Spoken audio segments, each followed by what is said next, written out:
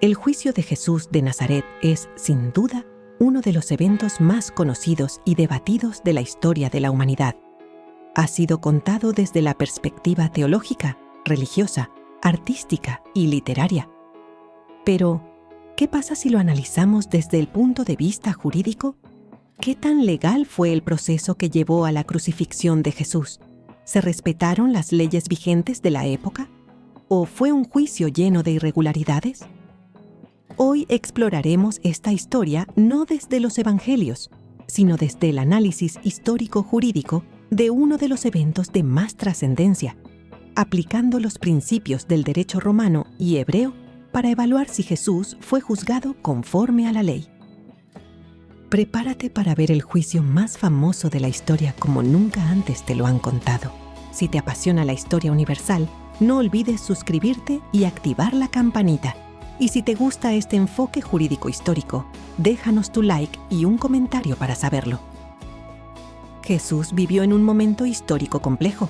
Judea estaba bajo el dominio del Imperio Romano, pero aún conservaba cierta autonomía religiosa y judicial a través del Sanedrín, el máximo tribunal judío.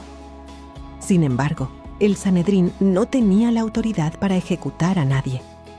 Cualquier sentencia de muerte debía ser ratificada por el procurador romano, en este caso, Poncio Pilato. Esto creó un conflicto de jurisdicciones que se reflejó directamente en el juicio a Jesús. En el año 63 a.C., Pompeyo toma la ciudad de Jerusalén en nombre de Roma.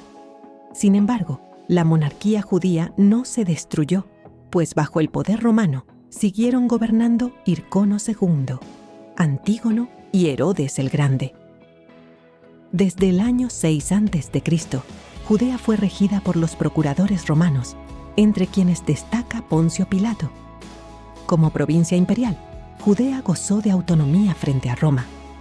Conservó su organización político-religiosa, sus leyes, sus costumbres y la jurisdicción de sus tribunales.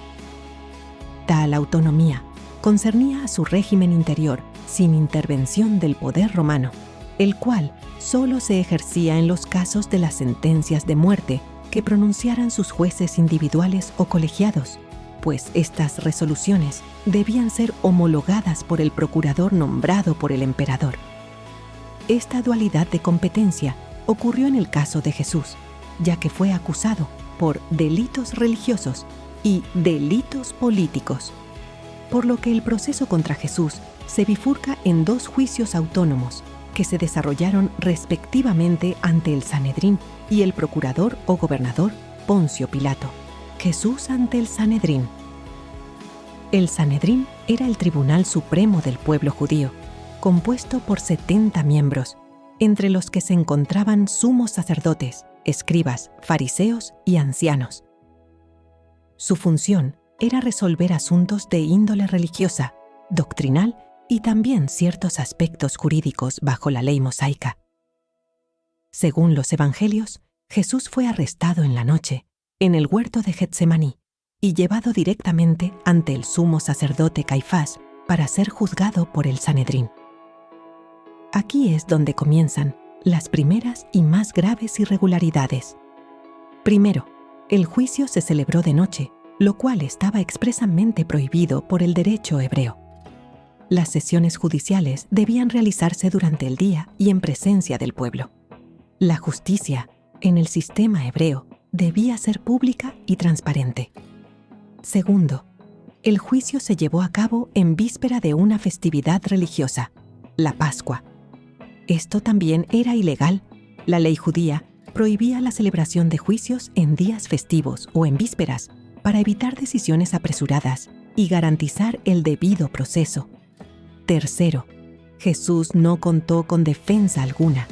No se le asignó un defensor, no se le permitió presentar testigos a su favor, ni se le concedió tiempo para preparar su defensa. En el derecho hebreo, incluso los criminales más peligrosos tenían derecho a que su caso fuera examinado con extrema precaución. Cuarto, las declaraciones en contra de Jesús provinieron de testigos falsos, cuyas versiones eran contradictorias entre sí. Según la ley mosaica, El testimonio debía coincidir en todos los aspectos fundamentales y cualquier contradicción invalidaba automáticamente la acusación. Quinto, la confesión de Jesús fue usada en su contra, lo cual también contravenía la ley. El derecho hebreo no permitía que una persona fuera condenada por su propia confesión. Se requería corroboración independiente y sólida de los hechos por medio de testigos confiables. Resulta evidente que el juicio tuvo un carácter más político que religioso. Las autoridades judías consideraban a Jesús una amenaza, no por delitos criminales, sino por su influencia creciente entre el pueblo, sus cuestionamientos a la autoridad religiosa y sus afirmaciones mesiánicas, que desafiaban el orden establecido. El Sanedrín lo acusa de blasfemia por proclamarse el Hijo de Dios. Pero, al no tener competencia para dictar sentencia de muerte, necesitaban una acusación que tuviera peso ante las autoridades romanas. Y es aquí donde el proceso toma un giro. Transforman la acusación de blasfemia en una de sedición, una ofensa política ante Roma. Este juicio se considera como una mascarada jurídica, una manipulación del derecho para justificar una condena ya decidida de antemano. Se violaron normas esenciales de procedimiento, de evidencia y de defensa. En resumen, Jesús no fue juzgado, fue perseguido con un objetivo claro: eliminarlo. Jesús ante Poncio Pilato. Cuando Jesús es llevado ante Poncio Pilato, el caso cambia completamente de naturaleza. Ya no se le acusa de blasfemia, delito exclusivamente religioso, sino de algo mucho más grave en el contexto romano: proclamarse rey y, por tanto, atentar contra la autoridad del emperador. Esta acusación transformaba a Jesús, ante los ojos de Roma, en un presunto sedicioso, un peligro político que debía ser evaluado con criterios estrictamente civiles y penales. Pilato era el procurador romano en Judea, representante del poder imperial. Como tal, estaba obligado a aplicar el derecho romano con rigor, siguiendo principios procesales claros: necesidad de pruebas, oportunidad de defensa y presunción de inocencia. Poncio Pilato, desde el primer momento, encontró inconsistencias en las acusaciones. Interrogó personalmente a Jesús y declaró en varias ocasiones que no encontraba culpa en él. Esta declaración reviste gran importancia jurídica. Si no hay delito comprobado, no puede haber condena. Pilato incluso recurre a un intento de trasladar la competencia del caso a Herodes Antipas, ya que Jesús era galileo. Pero Herodes lo devuelve sin pronunciar juicio, lo que refuerza la duda legal sobre la validez de la acusación.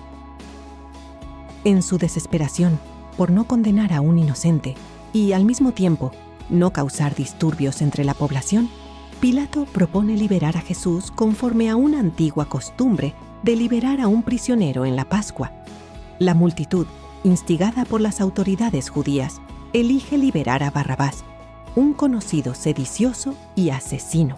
Finalmente, Pilato cede, ordena la crucifixión de Jesús, pero antes se lava las manos en señal de que no asume responsabilidad por su condena.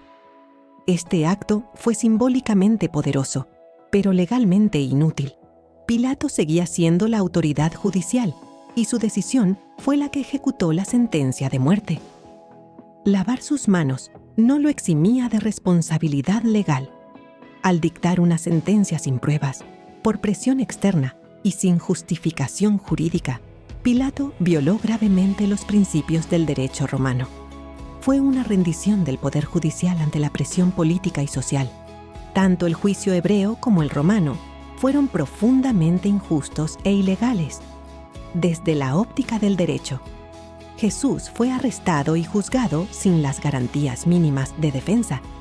No se presentaron pruebas válidas ni testigos coherentes. Fue condenado por una combinación de intereses religiosos, miedo político y presión social. Ambos sistemas jurídicos fallaron y, en lugar de proteger la justicia, la sacrificaron. En el presente caso, se debe reflexionar sobre cómo el poder puede corromper la ley y cómo, incluso siglos después, las lecciones de este juicio siguen vigentes. ¿Jesús fue condenado por sus enseñanzas? ¿Por temor de las autoridades? ¿O simplemente fue víctima de un sistema judicial roto?